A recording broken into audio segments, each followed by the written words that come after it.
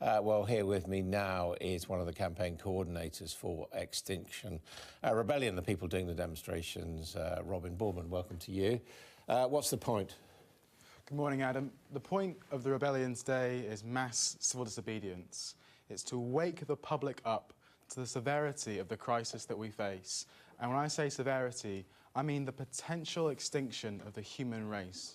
Right, it's mass civil disobedience. It's not actually mass, is it? It's a few thousand people coming up from the provinces for a day out in London, in London's case, and in other places. This is not mass disobedience, it's mass inconvenience for millions of people. 500,000 people, it's estimated yesterday, have been inconvenienced.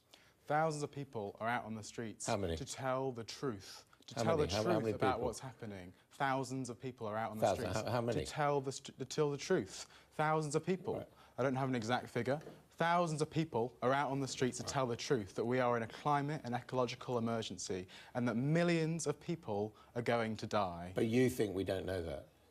Sorry, so you hear what I just said? Millions of people. I say you think we don't know that. I mean, children are taught in schools about problems with the environment and climate change. It's on the television on a daily basis. Children are not taught in schools. But you've decided... I was not taught in school. You've decided... Well, you're not at school anymore. I'm 21 years old. I've just left school, OK? But it is taught in schools. And I was not taught in school about the severity. We've got Climate Change, The Truth, a television programme on BBC One this week.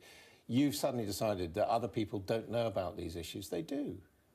The severity of the issue is not being talked about. But you think it's justified to inconvenience millions of people? Absolutely. Because they don't know something which actually they do know? Absolutely. We're severely, we're deeply apologise to the people that are disrupted. We don't want to disrupt Londoners' lives, but when there is an emergency, when there is a fire in a theatre, someone has to disrupt that theatre and tell the people that there is an emergency. If you are worried about climate change, why are you causing traffic jams and targeting public transport today?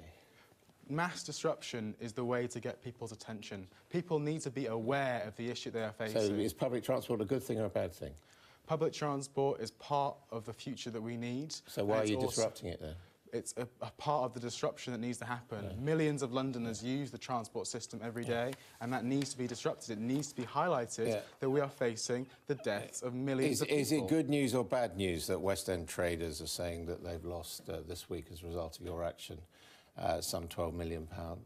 Economic disruption is key to how the change is going to happen. Government and the financial district in particular is not going to listen to people. We've seen this over and over again. So economic disruption is a good thing. So who's going to pay to put the world to right then?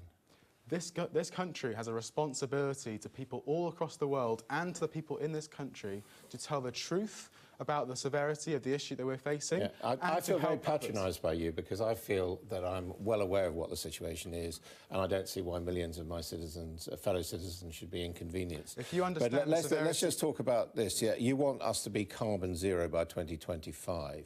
In your view, what does that mean? It means rapidly decarbonising the society.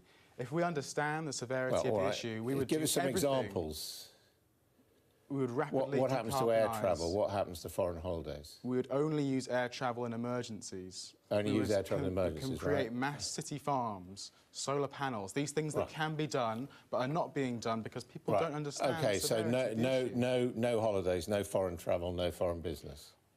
The issue is about life and death. No, I'm just asking you, that's what you're saying. I understand, and I'm thinking about my brother.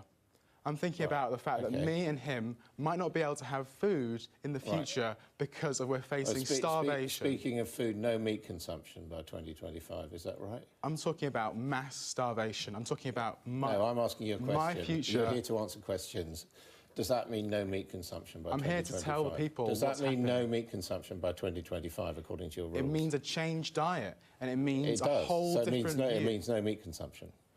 It means a whole new way of how we look at life. And it means a whole new way for my future and for your children's future too. This is a serious issue. You see, I'm talking to you, and you sound to me like a right-wing fascist. You sound like someone who wants to dictate to people how they live their lives. We have three reasonable demands. That the government declares a climate and ecological emergency, as the government in Ireland has done. You have demands. Yes, we have three demands. The second is, as you've mentioned, to halt biodiversity or animals lost across the world who are dying out in the 6th mass extinction, we haven't seen for millions of years. Animals are dying out faster than when an asteroid hit our planet.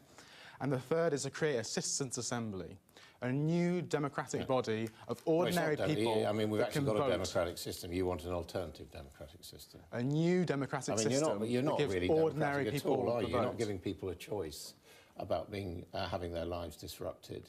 You're not giving people a choice about what they think because you know that it's right. I mean, there's absolutely no democracy in this at all. This is... Would you give an alcoholic a drink if you knew it was going to kill him? Well, I don't think the great British public are alcoholics, and I think that's an offensive analogy. I'm saying that people are going to die, and if we do not disrupt that possibility, then we are failing as a species. We're failing people.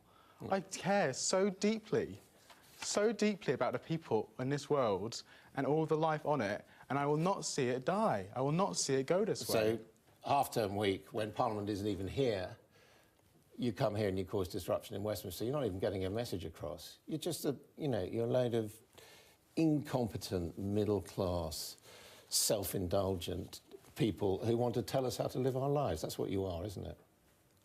Millions of people are going to starve, starting with those in Africa. We're seeing the effects that it's having right now. If we face another hot summer this summer, another El Niño effect, we're going to see the effects right here in the UK. People are not going to be able to put food on their plates, and I won't stand for that. And I won't stand for people that won't stand up for what it means to live on this planet. And I won't stand for anything else. Jolly good, thank you. Well, some criminals will have minor offences wiped from their records. Perhaps those people being arrested today when applying for jobs under review of the rules by the Home Secretary. Sajid Javid says the government needs to look again about how much information employers are able to see. Tell us about this. I mean, what does this amount to? People have a right to privacy already, don't they? Yeah, so this isn't